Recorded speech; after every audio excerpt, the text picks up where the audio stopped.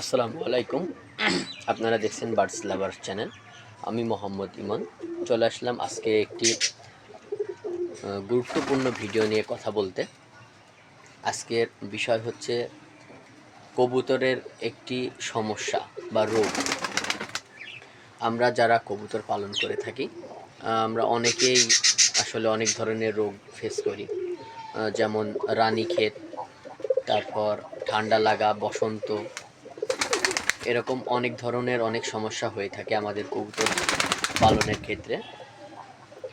আজকে আমি একটি স্থানে গিয়েছিলাম, একজন বড় ভাইয়ের সাথে আমার কথা হয়েছে।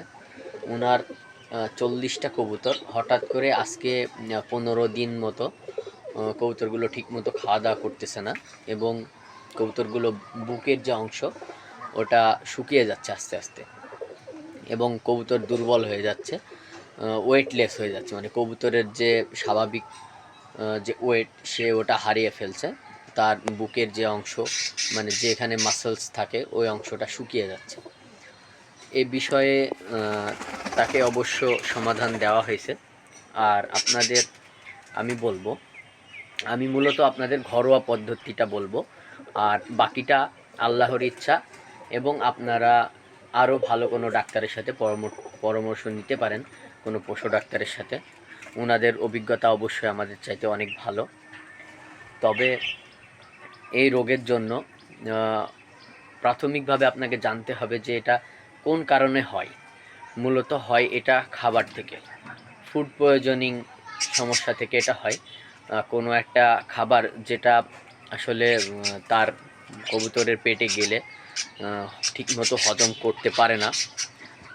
দেখা যায় যে 1 দিন 2 দিন এই খাবার আপনি বুঝতে পারছেন না, কিন্তু কোনো কারণে একটি বিষ দেয়া ধান বা অতিরিক্ত বিষ প্রয়োগ করা গম আপনি ব্যবহার করছেন, আপনার কবুতরকে খাওয়াচ্ছেন। কোনো ধরনের সিডস যেটাতে অতিরিক্ত মাত্রায় মনে করেন যে বিষ প্রয়োগ আছে, সারের প্রয়োগ আছে, ওখান থেকে আপনি বুঝতে পারছেন না কবুতরের পেটের গ্যাস বা অ্যাসিডিটি এই ধরনের পয়জনিং হচ্ছে, আপনি বুঝতে পারছেন না। এমন করতে করতে দেখা যায় যে কবুতরের যে গলা, শ্বাসনালী, মানে যেখান দিয়ে খাদ্য নামে এবং তারা শ্বাস গ্রহণ করে থাকে, ওই 2টা নালীতে ঘা হয়। এটা আসলে আপনারা বুঝতে পারবেন কিভাবে, তাদের মুখের ভিতরে খুললে দেখবেন ঘিয়ের মতো একটি পদার্থ জমে আছে, ওটা আপনি পালক অথবা তাদের মুখ খুললে বুঝতে পারবেন। আর ভিতরের যে অংশটা অনেক লালা থাকবে। যারা অভিজ্ঞ আছেন তারা অবশ্যই বুঝতে পারছেন বিষয়টা।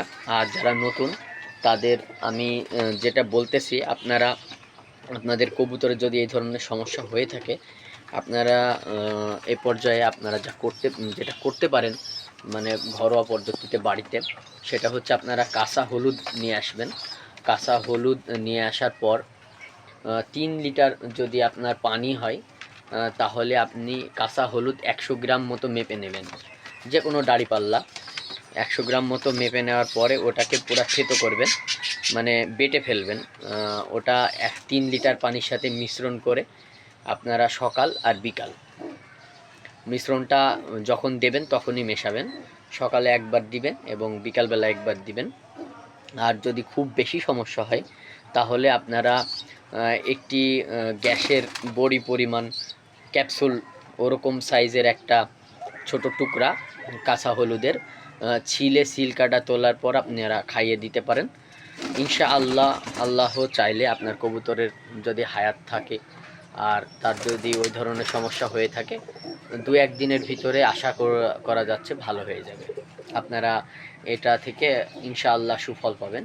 আল্লাহর রহমতে আমাদের কবুতরের যে কোনো সমস্যায় আমরা যে মেডিসিনের প্রয়োগটা খুব কম পরিমাণে করি, আমরা বেশিরভাগই ঘরোয়া পদ্ধতিতে ন্যাচারাল জিনিস দিয়ে করার চেষ্টা করি। আসলে এটা করলে ভালো হয়। এটা করার একটা উপকারিতা আছে, যেটা মেডিসিন করলে হয়তো হয় না। মেডিসিন করলে অনেক সময় কাজে লাগতে একটু দেরি হয়, যার কারণে কবুতরটা অনেক উইক হয়ে যায়। সেক্ষেত্রে আমি বলবো আপনারা ঘরোয়া পদ্ধতিগুলো প্রয়োগ করুন, যাতে করে আপনাদের কবুতরগুলো সুস্থ থাকে এবং ভালো থাকে। আমি একজন কবুতর পালক, পাখি পালক, মানে প্রকৃতিপ্রেমী বলতে পারেন। আমি আমার দিক থেকে চেষ্টা করলাম আপনাদের একটি সমাধান দেওয়ার। আশা করছি আপনাদের ভিডিওটা কাজে লাগবে। আর একটি অনুরোধ, হঠাৎ করে আমাদের চ্যানেলটিতে সাবস্ক্রিপশন আটকে গেছে। যদি কোনো দয়াবান ভাই ভিডিওটা দেখে থাকেন, অন্তত একটি সাবস্ক্রাইব করে আমাদের চ্যানেলটি সাবস্ক্রিপশনটা একটু ছাড়াই দেওয়ার ব্যবস্থা করবেন। আমি জানি না, কোনো একটা কারণে সাবস্ক্রিপশন আসতেছে না, হয়তো বা কোনো টেকনিক্যাল ইস্যু হয়েছে। আমাকে একটু সাহায্য করবেন। ভালো থাকবেন, সুস্থ থাকবেন। আমাদের ভিডিও এই পর্যন্ত।